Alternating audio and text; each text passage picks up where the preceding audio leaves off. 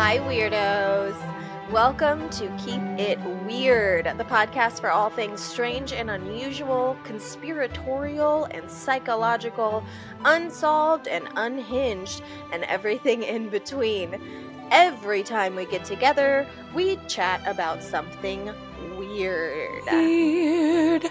And this episode is certainly no exception. Today, we are going to pass through a paranormal paradise where we find out that you don't need an old mansion to live with ghosts.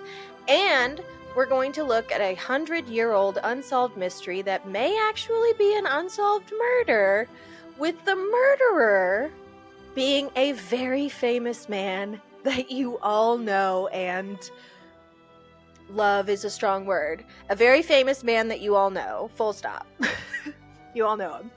And as an extra bonus treat, I've got an update from our last episode that could change your reality forever. Wow. That's a lot. So, slide down that pole, strap on your proton packs, and for Peter Venkman's sake, do not think of the Stay Puft Marshmallow Man. My name is Ashley, and this is my co-host, Lauren. Hello, Weirdos. That was a beautiful post-sickness intro. You got through it. You only got raspy at the very end.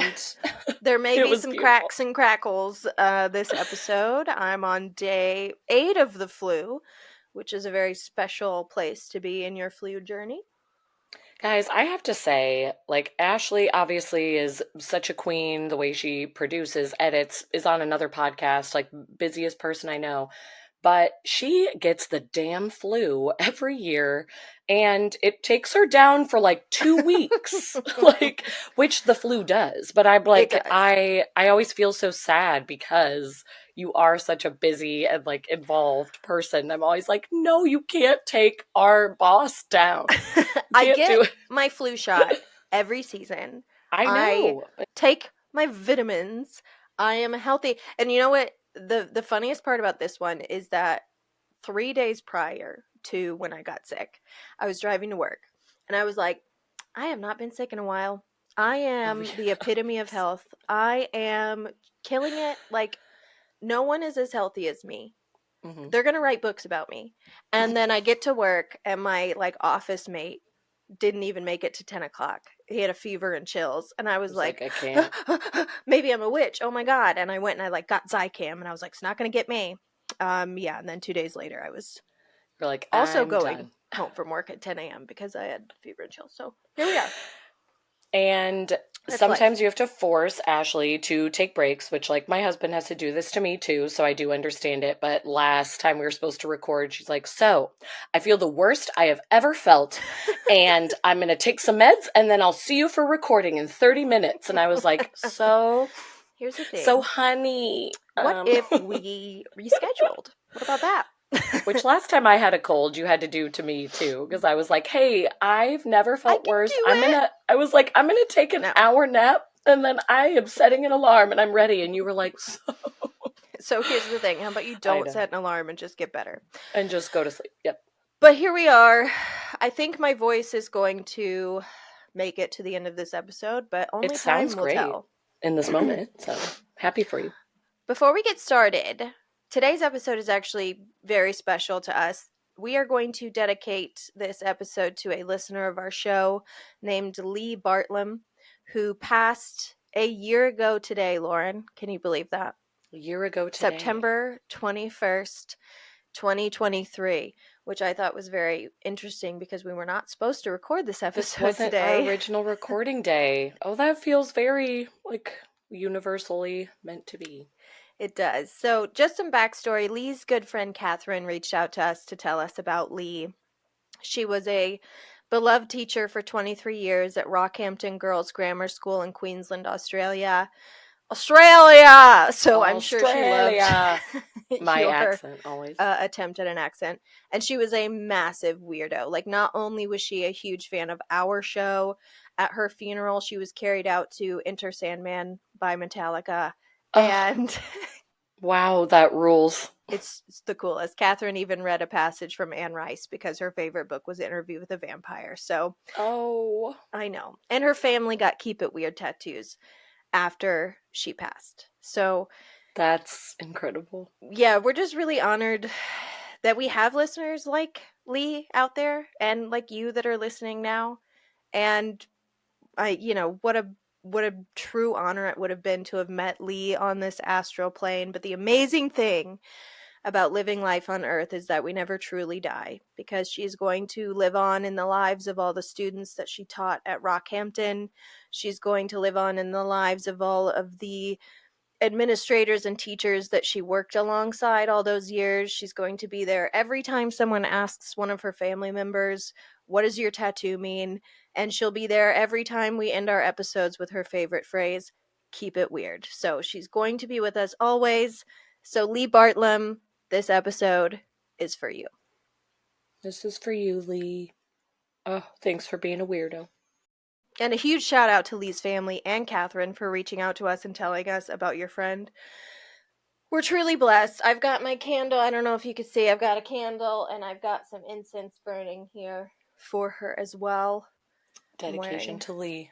Black, which I assume is one of her favorite colors. I'm going to light my candle right here. I sometimes light it for episodes just to give extra spook factor. So let's do it. Do it. Even though it's making me look like this in this moment because I'm doing a lot of Light it things. for Lee. Light it for Lee. Oh my goodness, what a phrase. I can feel her here. So if you are watching this episode, you would have seen I'm going to put some pictures in of her and of her funeral and of her family's Keep It Weird tattoos. So you can see them. That is so cool to have the Keep It Weird tattoos. I know. We love you. We've got a couple listeners with Keep It Weird tattoos. Some direct, some indirect. My mother. Yep. Uh-huh. Pam Cassidy. Pam. She's got a Keep It Weird tattoo on her arm. Loud and proud. Is that her True only weirdo. Tattoo? No, she's got several tattoos. She's so much How did I cooler than not me. know this? I mean, I knew you got one together. No. Like forever ago. No? No. Oh, I thought it was a sister and mom. No, we were supposed to. That's what we I'm sure were of. supposed Yep. to. Okay. And then my mom and sister got one. Ooh. The tattoo that we had all out. three agreed on. No, they didn't. They No. sure did. I did not get mine. As somebody who also Furious. has a sister and mom, like little trio, like those people, but like the close relationship, because not everybody is close with mom and sister. Of course. But I have a very similar relationship to, I feel like you, Jamie and Pam. I would light something up if they did that. On fire. I know, and that's the funny part about having these candles lit for Lee is that you all know my history with open flames. And I need you. It's behind me. I can't see it. I need you to be my early detection system if something goes ablaze. I just choked on my drink because I never forgot that happened, but in that moment, I wasn't even thinking of it. Like, yeah, of course, light your candles, girlfriend. We have to watch Ashley. We do. Yeah, I'm a pyro. I actually have some business to attend to. This is important. Old business. Okay. Last week, I incorrectly claimed that the page 25 of the Gateway Experience report was still missing. Survey says that was a lie. It's been found? It's been found, bitch. I found a Vice article from 2021 that contains the missing page. Vice had written a really great article about the Gateway Experience back in 2020 that I did link to our last episode. And after they posted it, they decided to go directly to the Monroe Institute and ask, like, hey, do you have a copy of page 25? And they did. They had it the whole time. And they're just like, yeah, like, bro. No one ever asked us for it. We had it. We've been like waiting for somebody to say, do you have to ask us? Like, you asked the CIA. If you ask, we give. You asked the Army, but like, we have it. And they weren't cooperative right away, but a little while later, the Monroe Institute's Director of Marketing and Communications actually emailed and agreed to send over the full report, including page 25. Dang. So, and we will always correct. We've said this before. Yeah, listen. So, do you want to know what's on page 25? Yes, tell me. Yes. I actually do think it's interesting the CIA claims they didn't purposefully leave this page out because it's pretty fucking crazy what they talk about on this page. Oh, So gosh. first I'm going to finish the sentence that was cut off that I read in the last episode, the one where we were like, serves the what? The Right. lizard people? Serves the who? devil? Like who? Who do we serve? And this sentence is like, I don't understand the sentence, but I will break it down for you. The sentence is, and the eternal thought or concept of self, which results from this self-consciousness, serves the absolute as the model around which the evolution of time-space revolves to ultimately attain a reflection of and union with him. Him with a capital H. Okay, I was going to say capital H. Mm-hmm. So higher power, him. So first, absolution is a word that's used quite a bit in this declassified document. I didn't really touch on it last week, but I did include a photo of it in the video version of the pod on YouTube now, youtube.com/keepitweird podcast. But the absolute is essentially the governing energy of the universe. It powers the universe. Okay. It is the universe. And it's sketched out a few times in the document as well. It's always a never-ending spiral, though some people disagree on the shape of the spiral, but it's a never-ending shape. It's the recycle symbol, right? It's just a never-ending shape. And this missing page is essentially saying that this process, the ability to cross time and space, the ability to astral project, to allow your consciousness to leave your body, does not oppose the already existing religious beliefs that exist today. In fact, it aligns with them exactly. They say the universe, as they understand it, actually perfectly reflects the essence or the spirit of the Christian metaphysical description of the Holy Spirit, as well as the Hebrew and Hindu representations of the tree of life, as well as the Chinese spiral through the fourfold powers: birth, life, death, rebirth, birth, life, death, rebirth. Basically, mystics around the world over, throughout all of human history, have perceived the universal hologram in their religious writings in this same spiral form without even knowing it. Wow.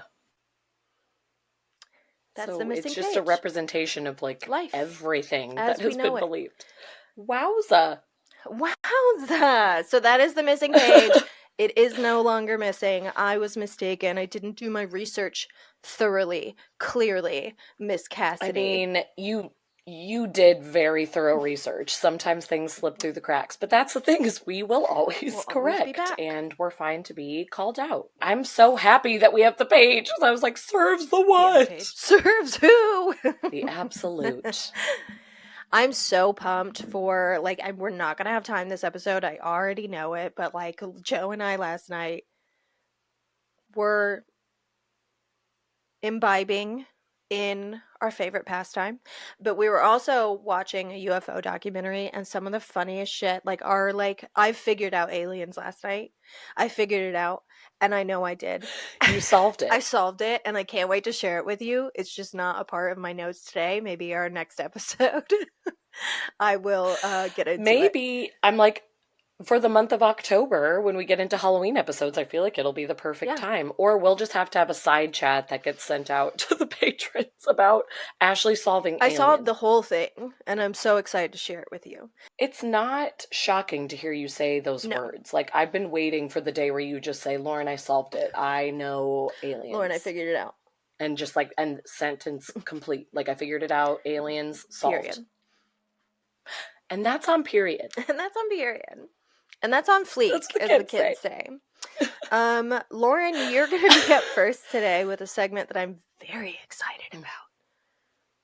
Me too. I was trying to think. I think I've done this segment at least once. But if not, like, this may be the first or the second time. I'm very excited about it. We are going to venture into the mist, through the wood, to the old cabin in the woods. We are going into Paranormal Paradise.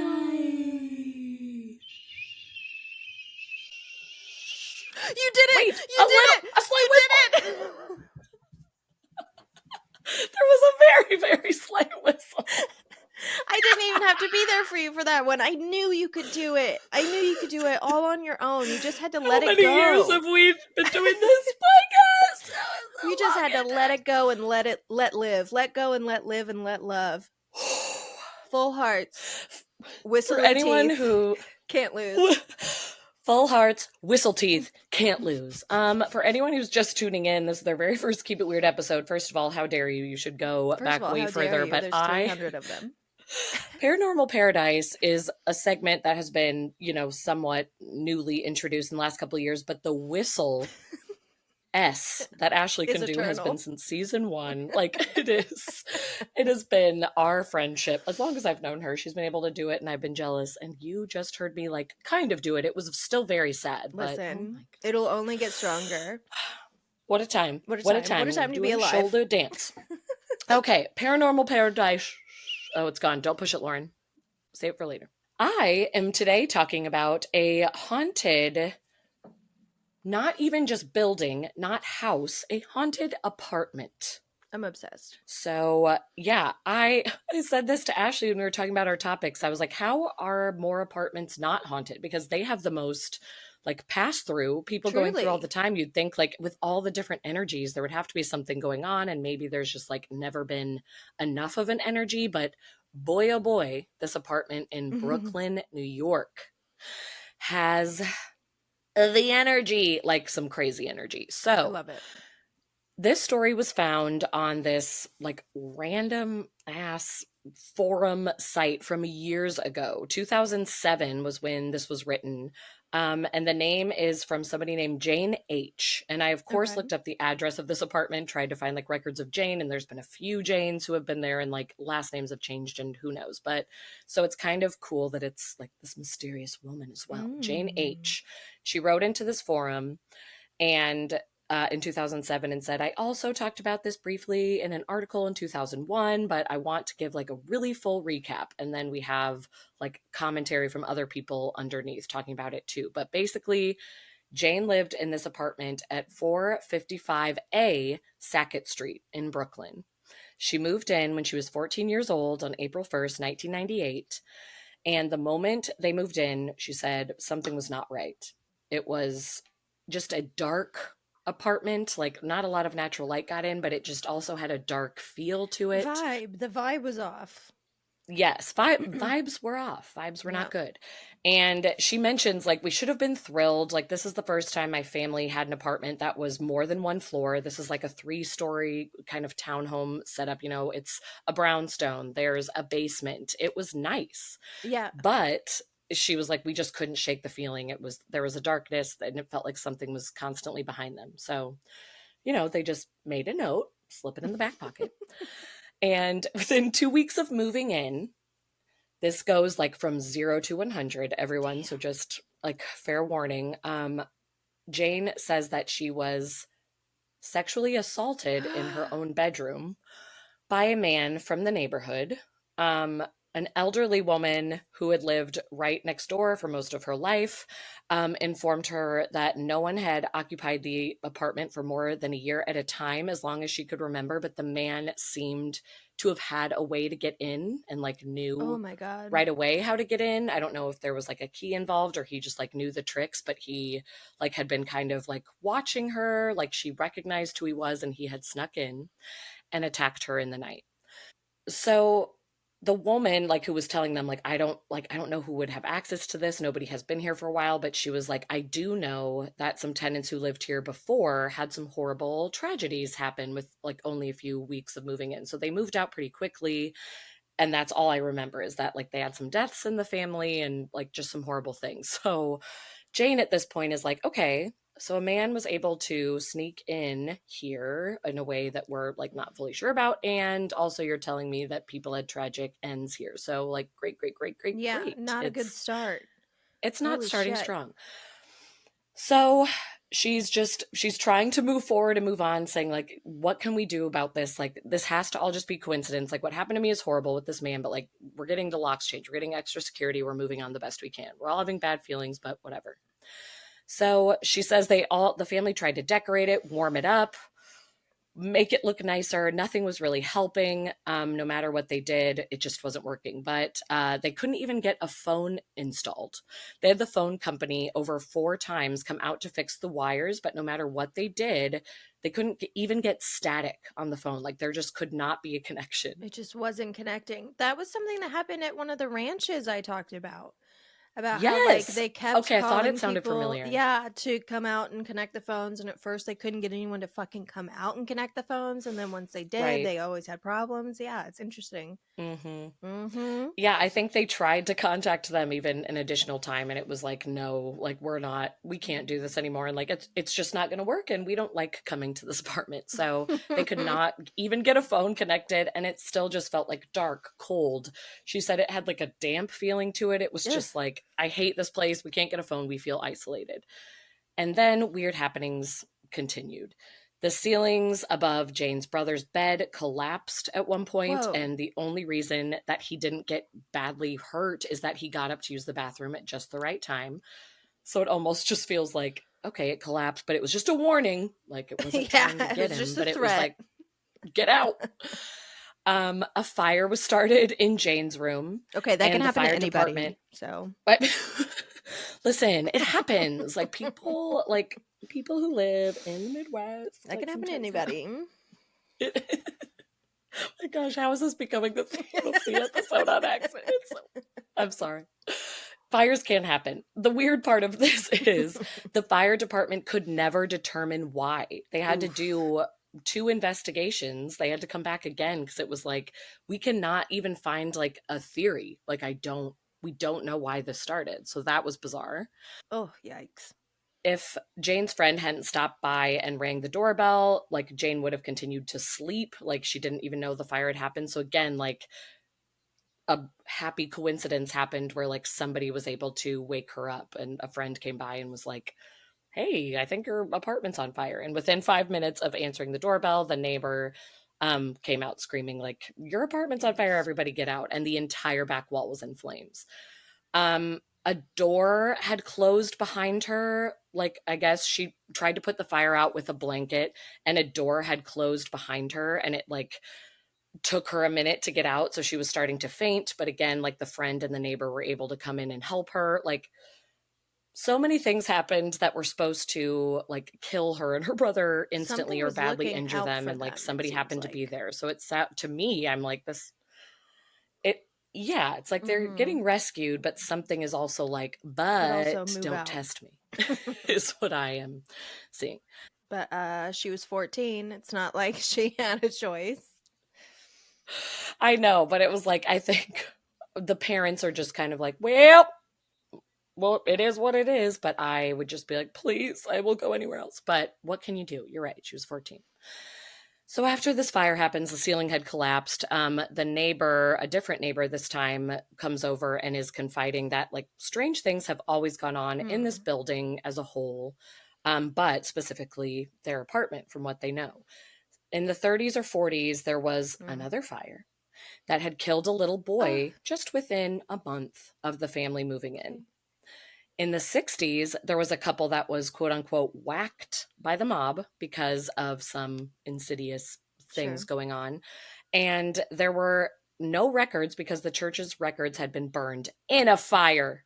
So they couldn't get any more information than what Satan's weapon. people said. Everything was just hearsay. Satan's weapon. Like everything is just like vanishing, turning to ash. We can't figure things out, but we know that people have died here. It's always happened quickly. Like, what is this dark force over this place? A friend of Jane's came into the apartment and said that she saw a little boy in burnt rags staring at her in the bathroom mirror. She ran out and refused to ever come back again. Another friend slept over, and this was a friend who she made note to say did not know about the other friend's experience. She was like, I want to really drive this home. No one ever knew about the other experiences of neighbors and friends combined. So a friend came to spend the night, woke up in the middle of the night swearing that she saw a woman walk into Jane's room through the door. So she got up, to say like, who is that, Jane, who's in your room? Of course, then she sees nobody there and Jane is sleeping soundly. So it was just kind of dismissed. But again, she never forgot it, never wanted to come over again. Then Jane and her brother hear children crying and laughing one day downstairs.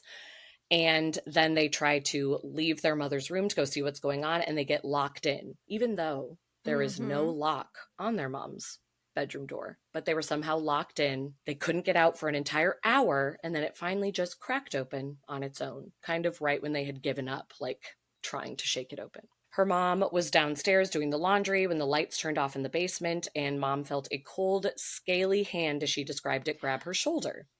Needless to say, the dad did the laundry from then on. After that, she said mom could never go down there again. The family would have weird smells, sounds, and constant feelings of dread, or the feeling that someone was watching them or didn't want them there. They felt constantly like they were being kicked out and getting these warnings, like we were saying. Oppressed, some would say. Might be feeling a bit oppressed. The first step in a demonic possession. Oh.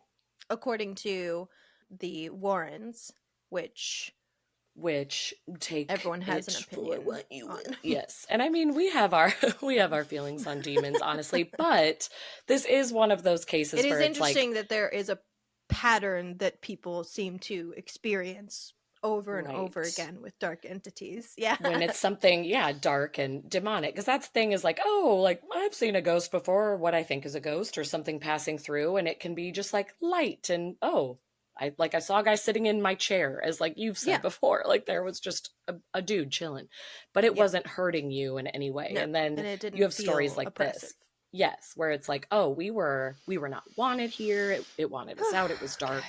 all of the above. So they moved out a year to the day later. It was like, as soon as we can break this lease, they got out. They found a new apartment.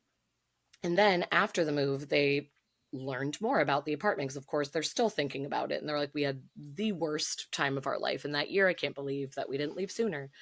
The people that moved in after them tried to renovate the basement, and they found the body of a little boy in the wall.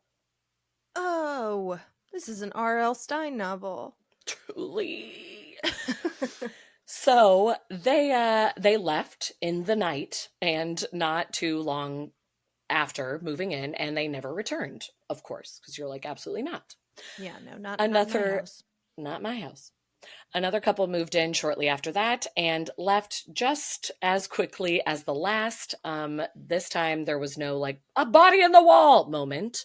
But they just left. No explanation. It was like, we are out of here. We're leaving in the middle of the night. I feel like the landlord at that point was like, no explanation needed. Just head on out. Can't get anyone to We stay don't here. blame you. Yeah, we don't blame you. See you later. Thanks for trying it. Thanks for thank you trying it coming. out. One day it's gonna find the right tenant. Gave it a shot. Today's not that day. It's not that day. This is just going on and on, cycling through. And then Jane said a couple months later, after hearing about these people just moving out within weeks of moving in, the family met a woman who had gone to Jane's mom's office.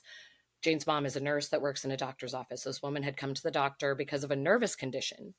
And Jane's mom noticed the address on her insurance card didn't match the one that was listed. And the woman explained, oh, well, I did live at 455A Sackett Street in Brooklyn for a few months, but I had to leave because my mother died, along with so many other tragedies that I can't even get into, all within the first week of us living there. So I changed my address pretty quickly, and I haven't been able to update it yet on my paperwork. So the woman is like, literally, I think this is the cause of my condition. The reason that I'm here today is everything that I experienced in that house. And then her mom was able to be like, so like, I know I'm just like supposed to be like touching on your medical conditions and be professional as a nurse, but I have to tell you, like, I also lived at this place. And they were able to share their experiences. And there was a ton of creepy crossover, which was nuts. Yikes.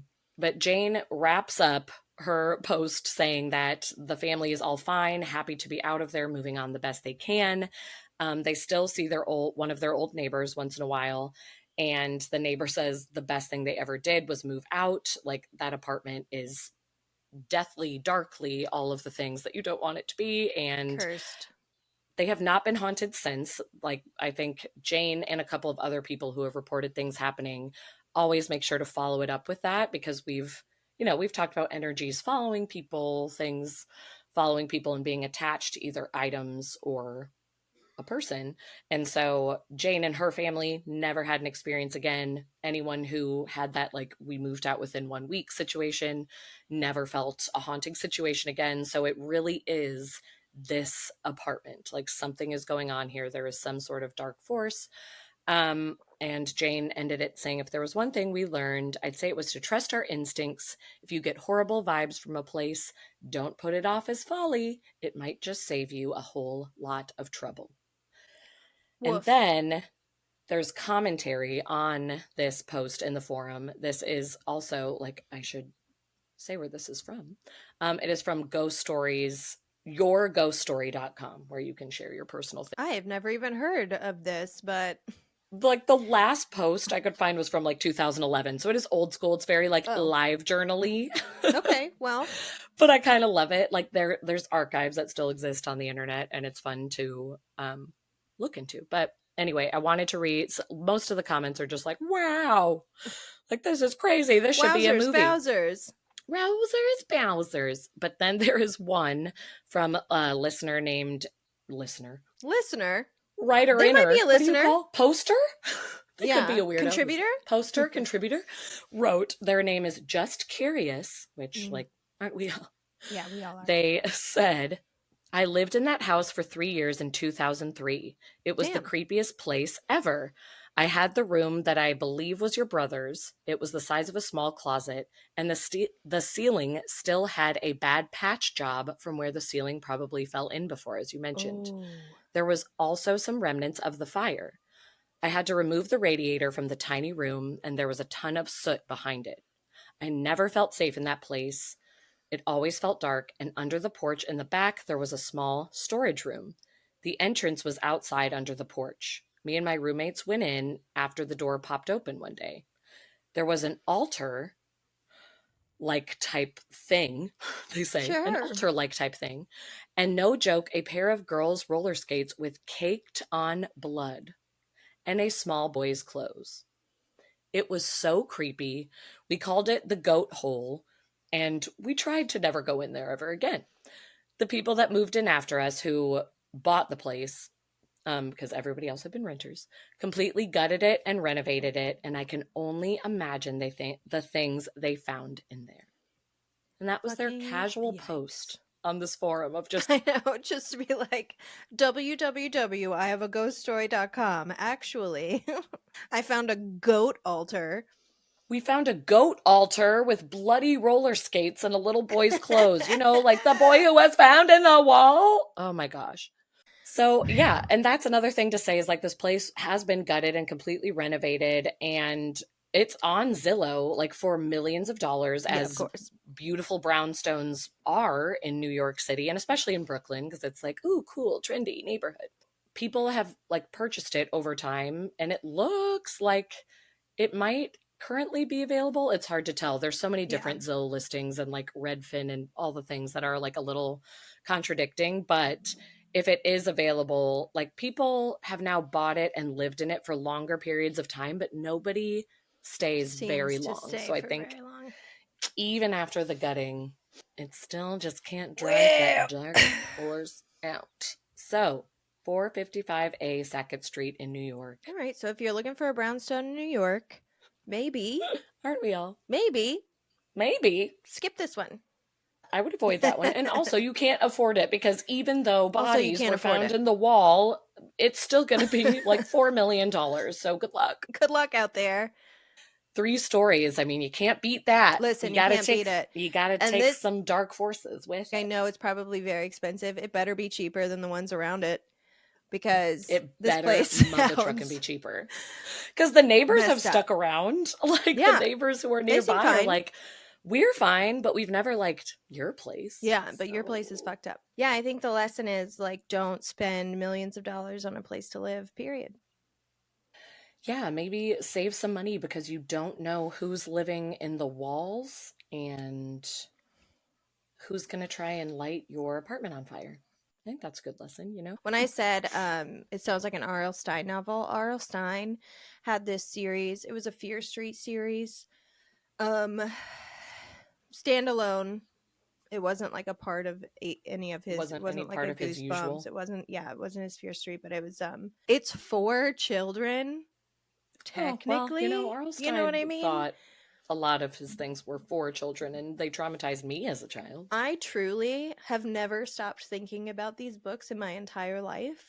Some of the imagery that he used in them has truly stuck with me as some of the scariest things I've ever read.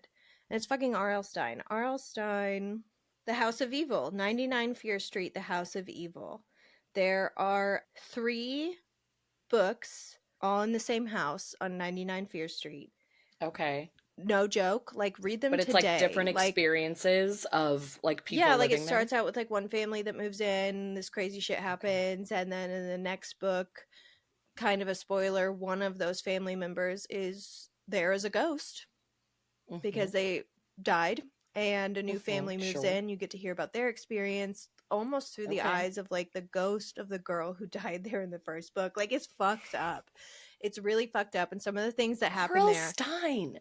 I can't forget it. I can't wipe it from my brain. So yeah, we're cursed forever. Highly recommend. October is right around the corner. Like, if you're looking Get for a spooky, really easy everybody. read that's going to keep you up at night, please try R.L. Stine's And remember, House of Evil series. That it's for kids. But you as an adult reading it could also be traumatized. Yeah. Let's remember. Well, my turn. Let's go into a little bit of a mystery.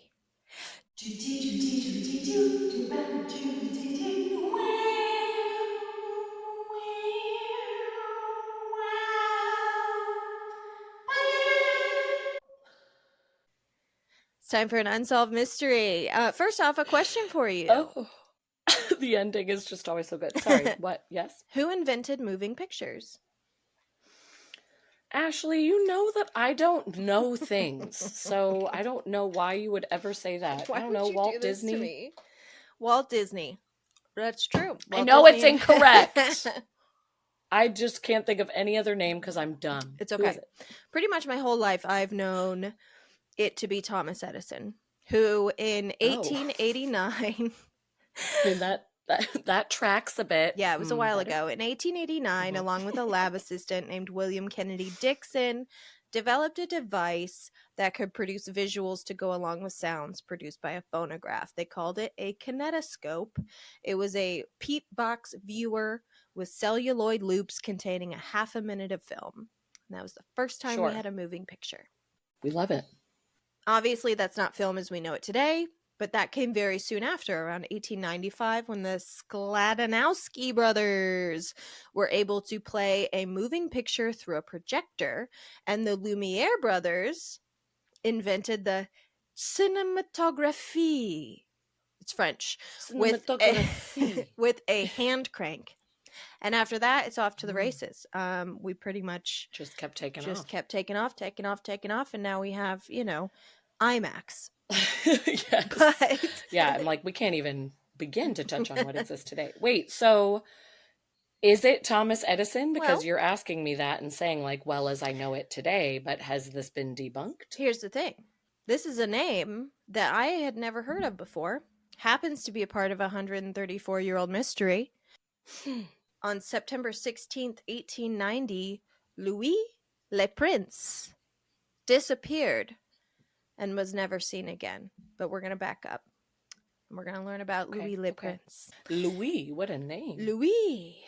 In August of 1841, Louis Le Prince was born. He was the son of a respected officer of the French order established by Napoleon Bonaparte in 1802. And this man, his father, had some very intriguing friends, one of which being a photographer, actually a photography pioneer. His name was Louis Daguerre, who developed a type of photography called daguerreotype, which is that crazy box thing, and you put your head under a sheet, and then there's a bunch of chemistry that happens inside, and it produces an image that is essentially etched into a piece of thin metal or silver. So you can go and get these pictures done at old-timey fairs. Yeah, and I feel like people always do those like old Western town Exactly, like photography. exactly. That's what we're talking about. Okay, And okay, okay. also, if you're like daguerreotype, like that sounds familiar. Daguerreotype is now like the name of a filter you can put on photos in a lot of apps that make them look old-timey. Okay. Yeah.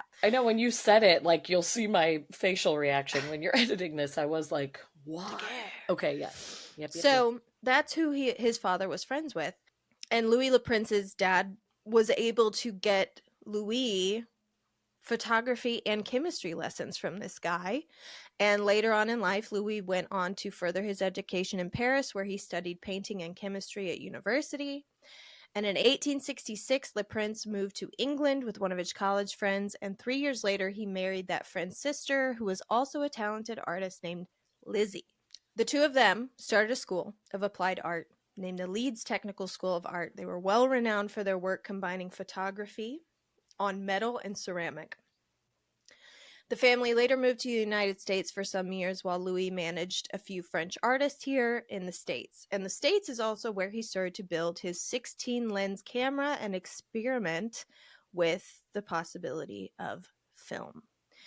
He secured patents for both a 16 lens device and a single lens camera. In October of 1888, Le Prince recorded a series of moving images at Leeds Bridge in Leeds, England. This is 1888. This is 1888. Okay, I'm making note of the years. Of the timeline. In March of 1890, Louis premiered his moving pictures at the National Opera in Paris. This is 3.5 years before Thomas Edison would premiere his moving pictures. Interesting. Why have we never heard of Louis Le Prince? Like, that doesn't make sense. Mm-hmm.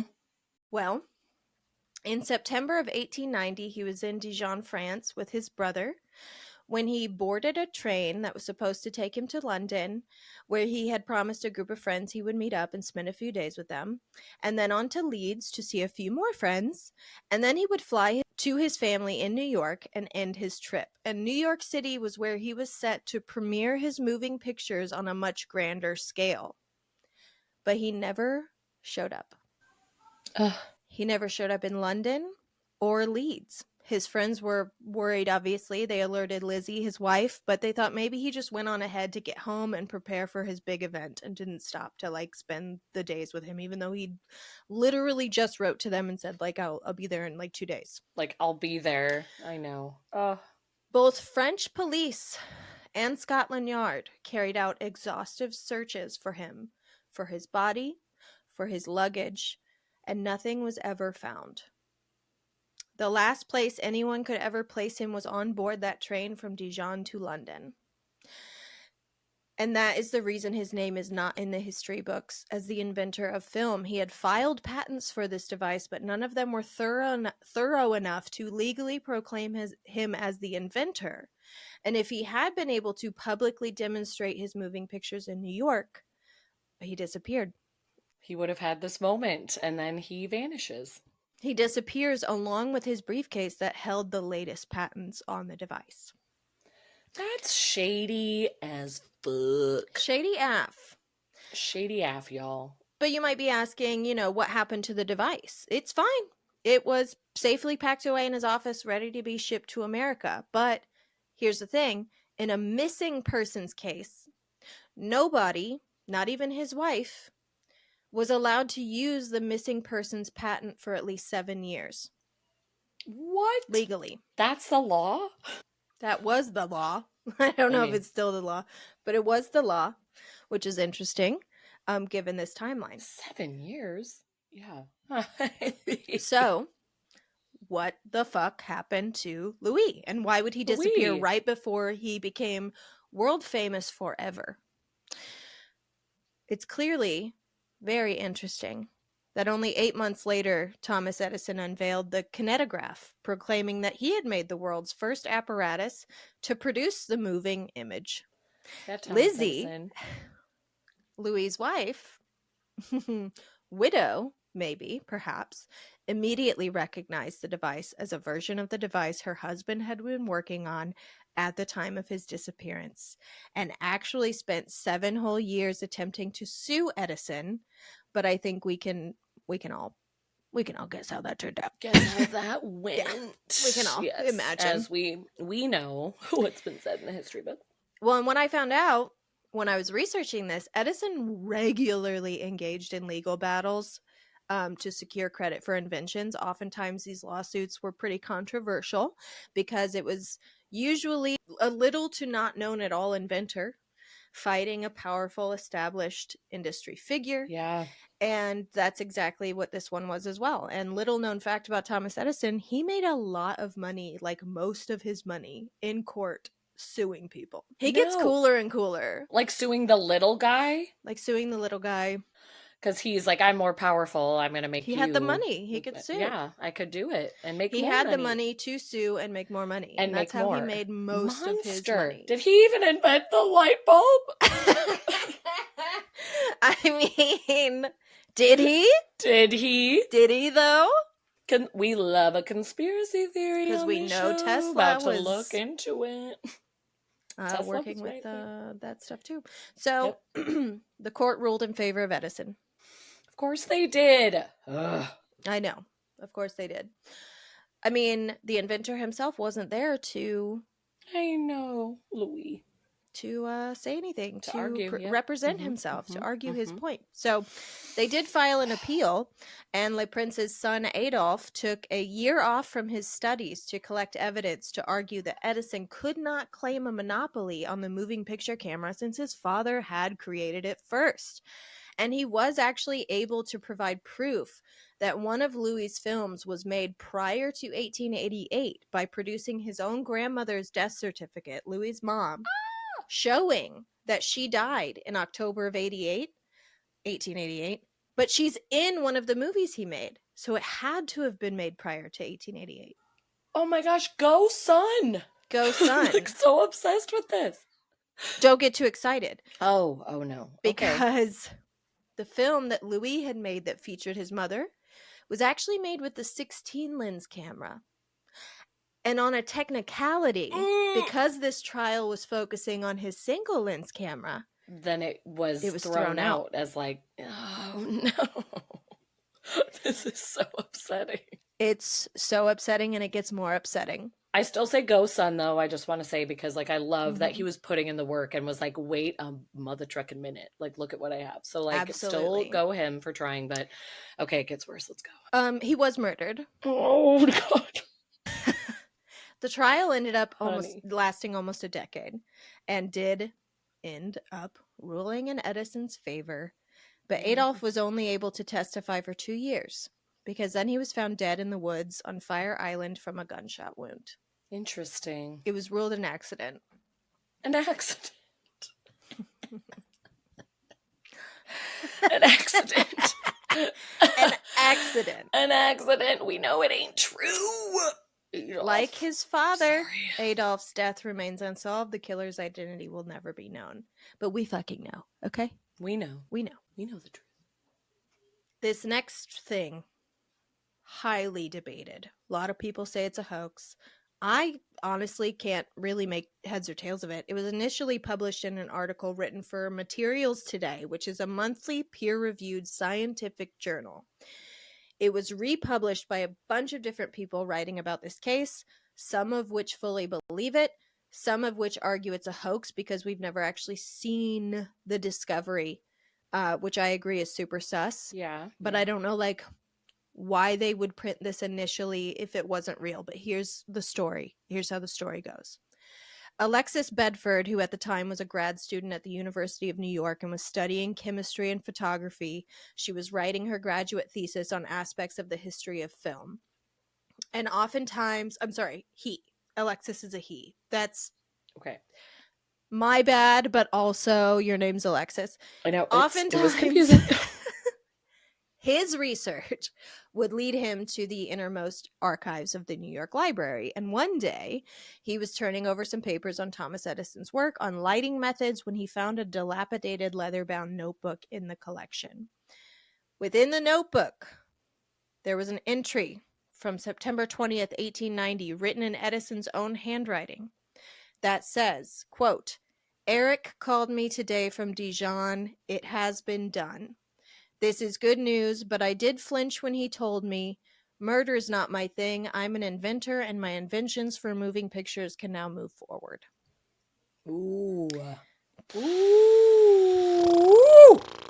Murder's not my thing. Like, y'all, you did that. Yeah. Ooh, okay. Well, it became your thing. The librarian curator, Charlene Edmonds, so juicy. gave Bedford permission to take the journal to New York University and give it to historian Robert E. Meyer to examine it to see if it was authentic.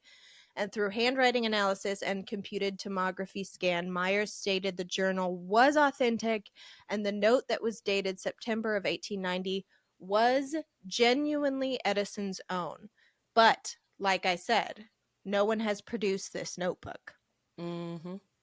So until someone does, this has to be labeled as hearsay. Yeah. Ooh, but how juicy and scandalous. So juicy, so scandalous.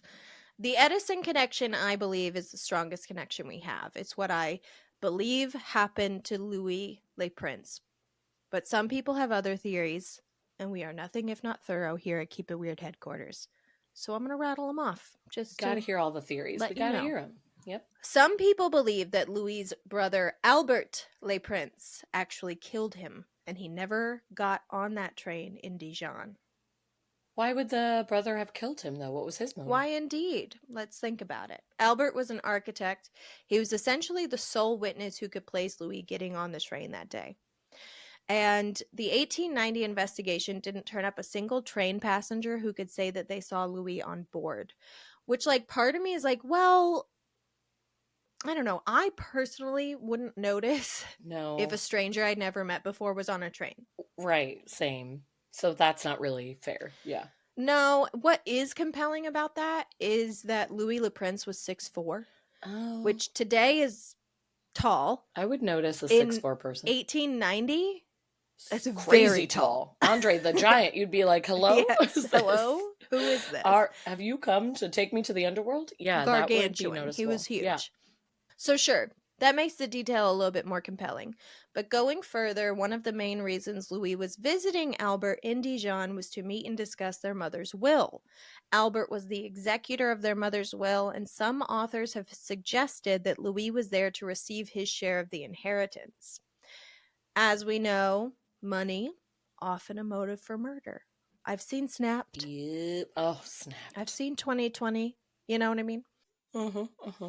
But Laurie Snyder, Louis' great-great-granddaughter, highly disagrees with this theory, basing her beliefs on Lizzie's own memoirs, which depicted nothing but a close, loving family. There didn't seem to be any evidence of arguing about money, and Albert Le Prince was not hurting for money. So to just be like, I'm going to kill my brother, that's not super strong. That doesn't add up, yeah.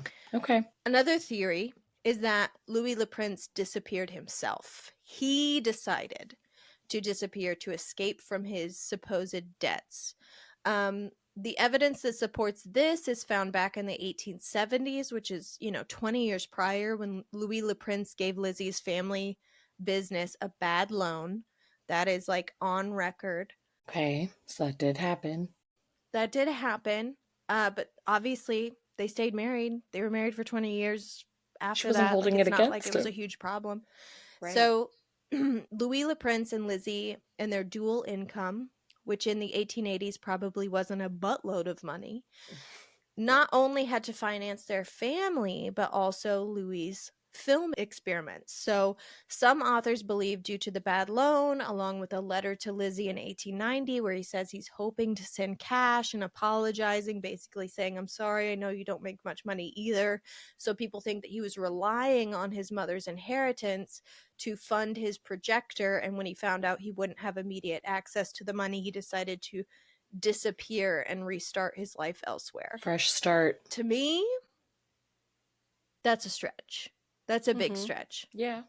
One, his device worked. He made films. It's not like he was failing. We saw. It was successful. Yeah, if he was like flailing and trying to figure things out, that would be one thing. But like he's like, this is doing just fine. Yeah. You can find his like the films that he made, the short little films that he made online. So like they exist. Yeah.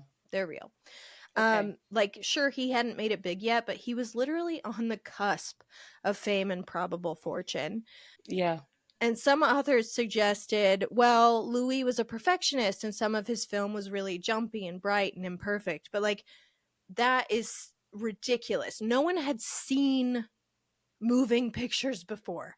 No one Right. had literally witnessed this before. Yeah. Not once, not ever. I don't think he would give a shit if the quality wasn't on par with No Country for I'd be Old like, Men. it's moving.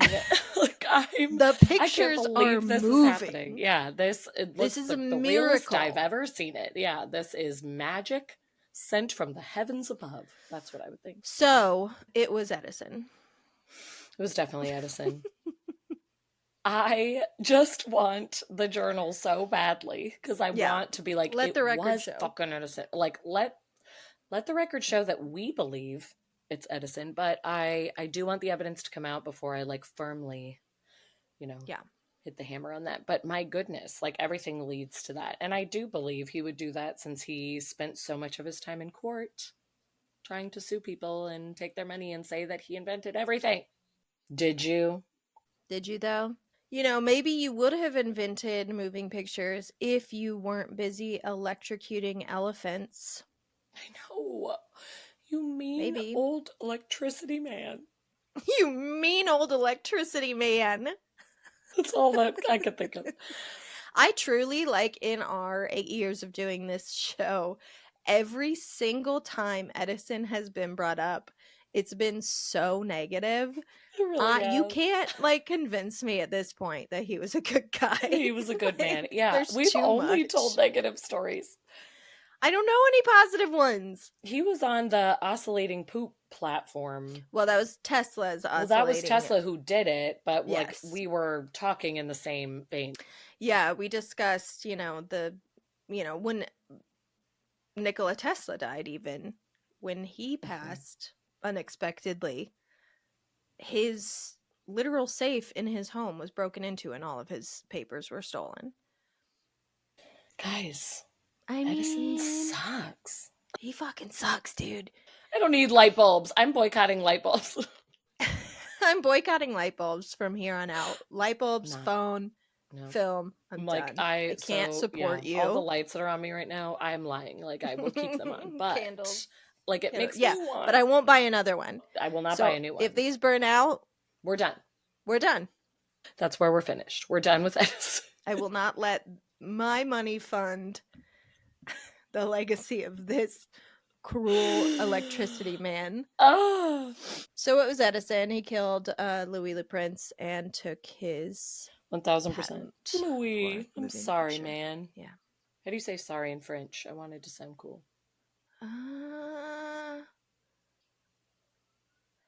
Let's see. Maybe we do know. I'm like, Google we don't know. I know. Sorry, I'm like, I swear. Désolé or sorry. Oh, désolé. Désolé. Which I have watched the show Emily in Paris, so you should fucking know French by now. I know, I've heard it. I know I should be fluent. That's all the time we have this week for Keep It Weird. Thank you so much for hanging out with us this week and always being so supportive and lovely. We are officially heading into spooky season. Our next few episodes will be our Halloween specials. I think it's safe to announce at this point that the next time you see us, we will have a special guest. Billy Roach will be returning to the pod for a very special X-Files themed episode. And of course, we will have our annual Halloween Listener Ghost Stories episode full of tales to send chills up your spine or down your spine, whichever direction the chills are heading. They'll be on your spine. And for more Halloween goodies, head over to our Patreon, patreon.com/keepitweirdpodcast. We're going to be releasing our usual 2 bonus episodes next month, plus another special bonus episode where we will be practicing bibliomancy and answering your questions. So send those in too. We need them to ask. We can't just be there making up questions on the spot. We got to ask for you. Send us your stuff. We want to ask. It's going to be so fun. Lauren and I are also going to be doing a 31 Days of Horror on our Instagram and TikTok, but patrons, you will get our watch list before anyone else. And you'll get discounts on merch which you will want, because by the time this airs, I believe our Halloween shirts will be available for purchase, and you can get those at keepitweirdpodcast.com/merch. One other quick thing, which I will be saying, I believe, on every episode from now until November: register to vote. Make sure that you're registered to vote. Maybe you think you're registered, but you're not registered. Some weird shit happens with voter registration. Just make sure you're registered, and you can check your voter registration by going to vote.gov. I had to update mine because when you move, get a new address, like all of that is updated, and I was so happy that like I luckily got a letter in the mail that was like, hey, you need to update this, because I would have been like, they have all my information. I'm fine. So like if anybody else is in that position, like don't just assume you're good to go. Like get on top of it, make sure it's updated, get in there, because we need you out there. So big time. It's time to spin this godforsaken wheel. Come on, wheel. Do it for Lee. Do it for Lee. Do it for Lee. We're going to spin this wheel right here and see how we are going to end our episode.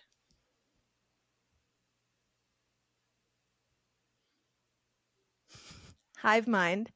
Thanks, Lee. Lee. I love that. We haven't done it in so long. So you knew we didn't want a random question. Would you like to send to me, or would you like me to send to you? I'm going to send to you. Okay. Ready? Feeling open, feeling ready. Got it? Yep. Do you know all of the shapes? I know that there aren't triangles. There are squares, circles, stars, squiggly lines, and plus signs. Stars. Yep. Okay. Here we go. Ready? Send me the symbol that was on that card.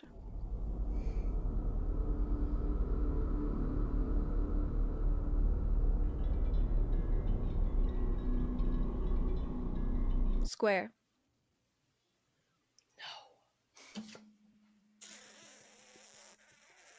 Fudge. I can't even defend it. Not even close. I was like water in the waves, squiggly line. I felt like I was. The reason I wanted to send it is and so now we know that I'm wrong, but my gut instinct was I'm just feeling so open, and Ashley is going to receive. Open. She's going to receive this. She's gonna feel it, and then no, I literally saw a very clear image of a square, which is fun. Well, listen. Turns out we're still not psychic after all this time, and that's fine. Listen, not everyone is. Not everyone is psychic. Except for my parents. Jane and Jeff are 10 for 10 when they do this, when they listen to our show. But they always use the method of they just chit chat and then suddenly it comes out. And I'm we didn't do that this time. We tried it before and it worked. But then I think we tried it another time and it didn't. So we don't know the special recipe that sauce. Creates what is it? Psychic abilities. But we will find it. We will find it. In the meantime, we love you. We love you, Lee. We love you, Catherine. Love you so much. We love you, Lee Bartlam's family and all of her students. And as Lee would say, keep it weird.